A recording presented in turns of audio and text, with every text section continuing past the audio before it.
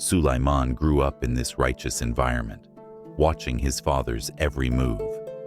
Next, Allah gave Sulaiman control over the wind.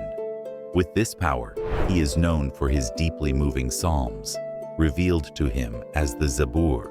Despite all his wealth, power, and abilities, Sulaiman never forgot to be grateful to Allah for everything he had.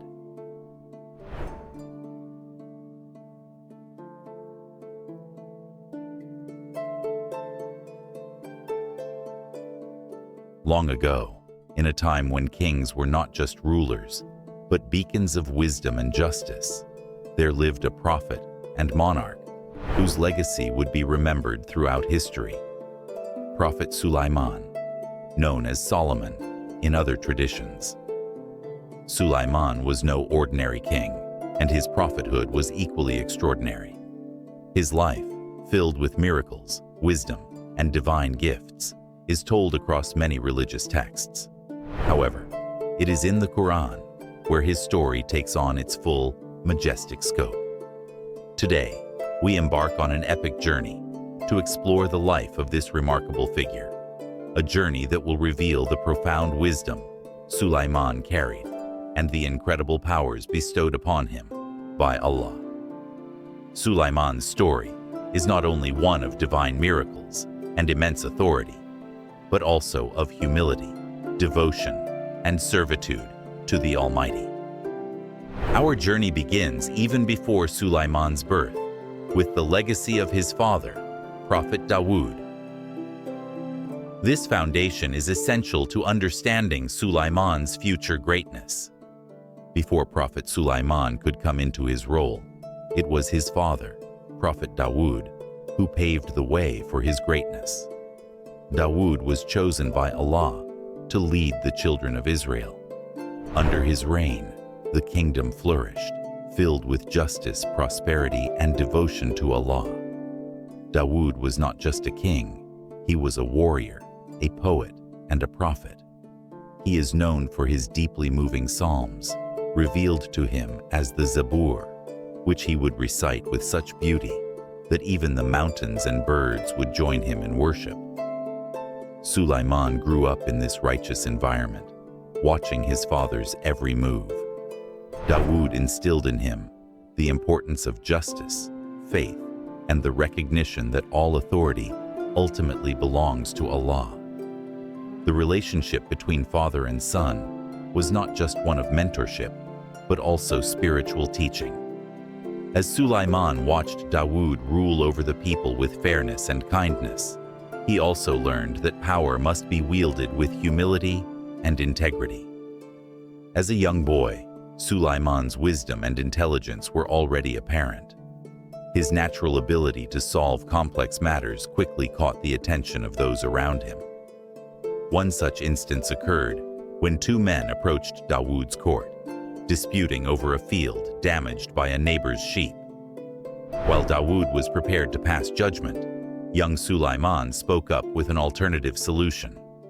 He suggested that the man whose crops were ruined be given temporary ownership of the sheep to compensate for the damage, while the other man would restore the field. Dawood, impressed by his son's wisdom, adopted the decision. This early display of Sulaiman's fairness and insight laid the foundation for what was to come. Sulaiman's education was not limited to governance and judgment. His father, Dawood, often took him on spiritual retreats into the mountains, where they would reflect on the greatness of Allah's creation. These retreats were meant to teach Sulaiman not only leadership, but also the importance of solitude, reflection, and prayer.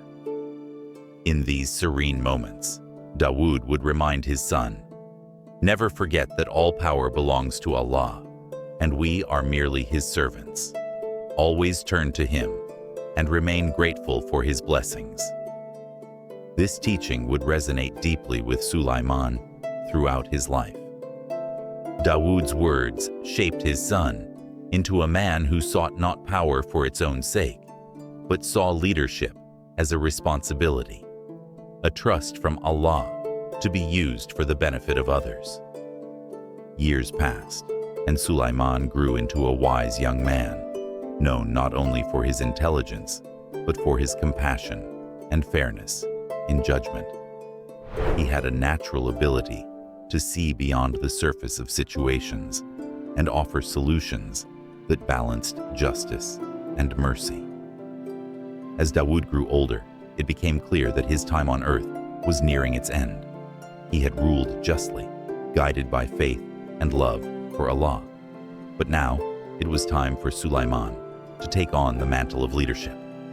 Upon Dawood's death, the kingdom mourned deeply, but they were hopeful for the future, as they had witnessed Sulaiman's wisdom and character from a young age. Upon ascending the throne, Sulaiman vowed to continue his father's legacy of righteousness, justice, and submission to Allah's will. The people trusted him, knowing that he carried within him the spirit of both leadership and humility. He understood that his kingdom was not merely an earthly realm, but a trust from Allah, one that came with immense responsibility. Sulaiman would soon discover, however, that Allah had more in store for him than he could ever imagine. His reign would be unlike any other, before or after, marked by extraordinary miracles and divine gifts. After assuming the throne, Sulaiman was granted a series of remarkable gifts by Allah, gifts that would distinguish him from any other prophet or king. First, Sulaiman was given the ability to understand and communicate with animals. This was no ordinary skill, for it allowed him to hear the voices of the birds in the sky, the creatures in the fields, and even the insects on the ground. Each creature had its own language, and Sulaiman understood them all as clearly as if they were speaking in human tongues. Next, Allah gave Sulaiman control over the wind. With this power, he could command the wind to carry him across vast distances in mere moments, allowing him to traverse his kingdom and beyond at speeds unimaginable to ordinary men. This gift was particularly significant because it allowed Sulaiman to travel easily, bringing justice and guidance to even the most distant regions of his empire. Finally, Sulaiman was granted dominion over the jinn, beings created from smokeless fire. The jinn, known for their immense strength and mysterious abilities, had long been feared by humans. But under Sulaiman's command, they were compelled to serve him, carrying out tasks that no human could perform. Some jinn were tasked with building magnificent structures, while others dove deep into the ocean to retrieve treasures. Yet despite their supernatural abilities, the jinn respected Sulaiman for his wisdom and justice. Through all of this, Sulaiman remained deeply aware of the source of his power. He knew that these gifts were a trust from Allah, and he continually sought Allah's guidance in using them wisely. "My Lord," Sulaiman would pray, "grant me the strength to remain grateful for these blessings and the wisdom to use them in a way that pleases you." Quran 27:19. One day, as Sulaiman's mighty army, which included not only humans but also birds and jinn, was marching through a valley, something incredible occurred. The valley they passed through was home to a colony of ants. One ant, noticing the approaching army, feared for the safety of her fellow ants and cried out, "O ants, enter your dwellings so that Sulaiman and his army do not crush you while they are unaware." Quran 27:18. Sulaiman, with his ability to understand the language of animals, heard the ants' warning. He smiled, both amused and touched by the ants' concern for her people. Immediately, he ordered his army to halt, allowing the ants to retreat safely. In that moment, Sulaiman raised his hands in gratitude to Allah and said, "My Lord, enable me to be grateful for the blessings you have given me and my parents, and help me to do good deeds that you will accept." Quran 27:19. This simple event, though seemingly insignificant, revealed much about Sulaiman's character. Even with his vast power, he remained humble and mindful of his responsibility toward all of Allah's creations, no matter how small. Sulaiman's wisdom was not limited to his ability to communicate with animals or command the forces of nature. He was also renowned for his fair and insightful judgments in legal matters.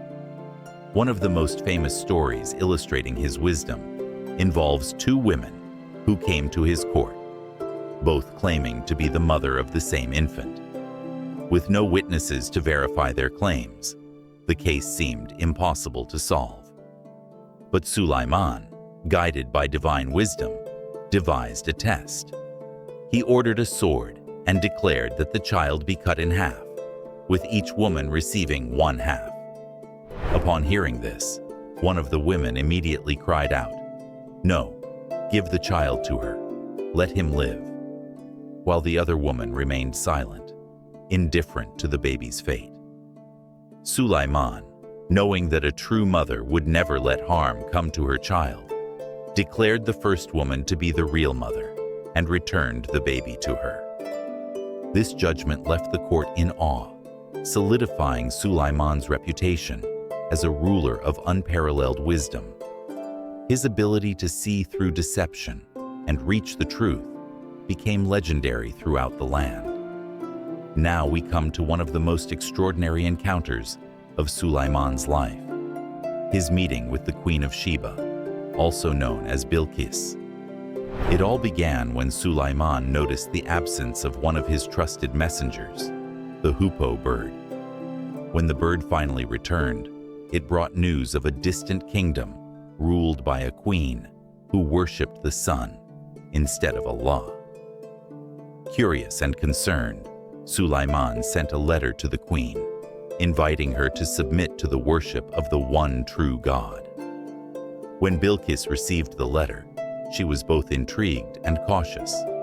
She had heard of Sulaiman's great wisdom and power, and she knew that this was no ordinary king. Deciding to test his intentions, she sent him gifts of great wealth. However, when Sulaiman received the gifts, he rejected them.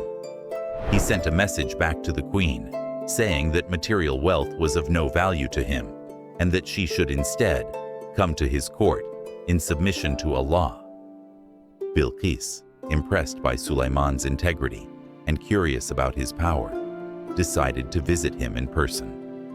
Before her arrival, Sulaiman asked his jinn to bring the queen's magnificent throne from her palace to his court. The jinn, known for their speed and strength, accomplished the task in the blink of an eye. When Bilqis arrived, she was astonished to see her throne in Sulaiman's court. Realizing that this was a sign of divine power, she said, "My lord, I have wronged myself by worshiping the sun. I now submit to the Lord of all the worlds." Quran 27:44. This encounter demonstrated Sulaiman's ability to lead not through force, but through wisdom and diplomacy. It also showed the power of Allah to guide even the mightiest of rulers to the truth. One of Sulaiman's most remarkable achievements was the construction of the Temple of Jerusalem, known in Islamic tradition as Bayt al-Maqdis. This temple was intended to be a place of worship for the people of Israel and a symbol of their covenant with Allah. Sulaiman oversaw the construction of the temple with the help of the jinn, who used their supernatural abilities to build a structure of unparalleled beauty and grandeur. The temple's walls were adorned with gold, silver, and precious stones, and its halls echoed with the prayers of the faithful. But despite its magnificence, Sulaiman never allowed the people to be deceived by its grandeur. He reminded them that true worship was not in the physical beauty of the temple, but in the sincerity of their hearts.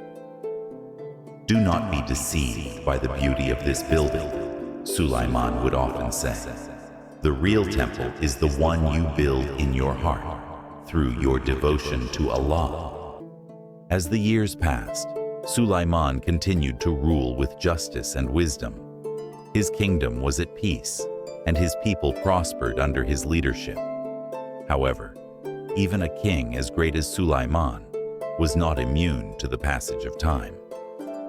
One day, as Sulaiman stood overseeing the jinn working on a new project, Allah decreed that his soul be taken. Yet, even in death, Sulaiman's story did not end in the ordinary way. As he leaned on his staff, his body remained upright, and the jinn, unaware that their master had passed away, continued their work. It was only when a tiny worm gnawed at the base of his staff, causing his body to fall, that the jinn realized the truth. This event served as a powerful reminder that no one, not even the jinn, can see or know the unseen. Only Allah possesses such knowledge, and only He controls life and death. As we reach the end of our journey through the life of Prophet Sulaiman, we are left with a wealth of lessons to reflect upon. His life was one of immense power and authority, yet he always remained humble and mindful of his responsibility before Allah. Sulaiman's reign teaches us that true leadership is about serving others with justice, wisdom, and compassion. His story also reminds us that all the gifts and blessings we have in this world are a trust from Allah, and we will be held accountable for how we use them. Through his encounters with animals, jinn, and fellow rulers, Sulaiman demonstrated the importance of communication, diplomacy, and understanding. He used his divine gifts to bring people closer to Allah and to promote peace and justice. But perhaps the most enduring lesson from Sulaiman's life is the value of gratitude. Despite all his wealth, power, and abilities, Sulaiman never forgot to be grateful to Allah for everything he had. He understood that true success lies not in worldly achievements, but in submission to the will of Allah. As we conclude this story, let us remember the legacy of Prophet Sulaiman and strive to follow his example of humility, wisdom, and devotion to Allah. And so, dear listeners, we come to the end of our exploration into the life of Prophet Sulaiman. His story, as told through the Quran and other traditions, transcends time and place, offering us guidance on how to live justly, lead wisely, and remain humble in the face of great blessings.